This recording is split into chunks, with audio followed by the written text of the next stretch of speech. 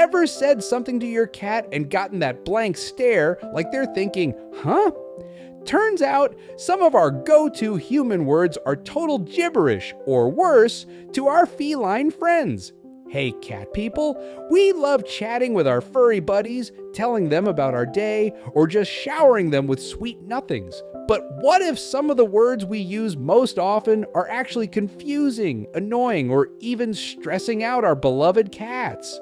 In this video, we're zeroing in on 5 common words you might be saying that you should probably ditch right now. Stick around, because knowing what not to say is just as important as knowing what makes them purr.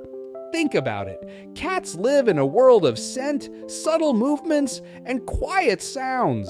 Their communication is a delicate dance of tail twitches, ear flicks, and slow blinks. When we barge in with our loud, complex human language, it's like trying to have a heart-to-heart in the middle of a rock concert. They might pick up on our tone, but the actual meaning of our words often gets lost in translation. Let's dive into the first word on our blacklist. No! We all do it. Kitties scratching the furniture? No! They're trying to eat your houseplant? No! But think about it from your cat's perspective. No is just a sudden sharp sound. It doesn't tell them why they shouldn't be doing something or what they should be doing instead. It's like a sudden clap of thunder, startling and maybe a little scary, but not informative. What happens when you just yell, no? Your cat might stop what they're doing in that moment, but they haven't learned that scratching the sofa is off limits. They might just learn that when you're around, scratching the sofa leads to a scary noise. So they might just wait until you're not looking to resume their claw-sharpening activities. Plus, constantly hearing no can create a negative association with you, making them feel anxious or wary. Instead of just saying no, try to redirect their behavior. If they're scratching the furniture, gently move them to a scratching post and reward them when they use it. If they're nibbling on your plant, offer them some cat-friendly greens instead. This way, you're not just stopping a behavior, you're teaching them what to do. The second word to avoid is their name, repeated over and over. Fluffy! Fluffy! Fluffy! Come here! Fluffy! Are you hungry? We do this because we want their attention, right? But imagine someone constantly saying your name in different tones. It would probably start to sound like background noise, and you'd tune it out. For cats, their name is important, but its power diminishes with overuse. When you constantly repeat their name, it loses its specific meaning. They might not understand if you're calling them for food, for cuddles, or because they're doing something you don't like. Try using their name sparingly and intentionally. Say their name once, clearly when you want their attention, and then follow it up with a clear action or reward. Fluffy treat is much more effective than a string of fluffy S. The third word on our list is come here. This seems like a simple request, but to a cat, it can sound demanding or even threatening depending on your tone. Cats value their independence and don't always appreciate being told what to do. If you say, come here, in a stern or impatient voice, your cat might just do the opposite and run away. Think about why you're asking them to come. Is it for something they enjoy, like food or petting? Or is it for something less appealing, like a nail trim or being put in their carrier? Your tone of voice and the context matter a lot. Instead of a demanding, come here, or zrania, try using a softer, more inviting tone.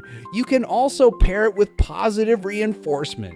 Shake a treat bag or use a clicker followed by a reward. This creates a positive association with coming when called. The fourth word we should be careful with is good boy girl. Now, this might seem counterintuitive. We use praise to show our cats we're happy with them, right? And that's a good instinct. However, the words good boy or good girl themselves don't hold inherent meaning for a cat.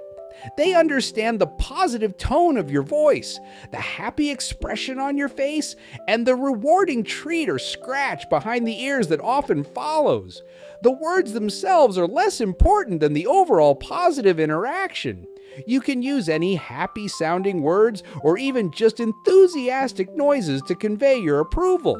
The key is the positive tone and the immediate reward that helps them understand what they did that pleased you. Finally, the fifth word to be mindful of is leave it. Similar to no, zrania, leave it, is often used when we want our cats to stop interacting with something. But again, it lacks specific information for the cat. Leave what? Leave it alone forever. Instead of just saying leave it, zrania, try to be more specific and redirect their attention. If they're chewing on a cable, gently move them away and offer them a chew toy instead. If they're fixated on something you don't want them to touch, distract them with a toy or a treat. The underlying challenge here is that we, as humans, rely so heavily on verbal communication. We often forget that our cats communicate in a completely different way. They're masters of subtle cues, and they're incredibly attuned to our tone of voice and body language. To truly connect with our cats, we need to shift our focus from the words we use to the way we say them and the actions that accompany them. A calm, gentle tone paired with consistent actions and positive reinforcement will always be more effective than a barrage of confusing human words. Think of it as learning a new language, the language of meow. It's not about memorizing vocabulary. It's about understanding the nuances of tone, body posture, and context. When we start to pay attention to these subtle cues and adjust our own communication accordingly, we open up a whole new level of understanding with our feline companions. So ditch the generic no and the endless repetition of their name. Opt for clear, simple cues, positive reinforcement, and a whole lot of patience. You might be surprised at how much better your communication and your bond becomes with your furry friend. Want to dive deeper into the fascinating world of cat behavior? Click right here to watch our next video and become a true cat whisperer.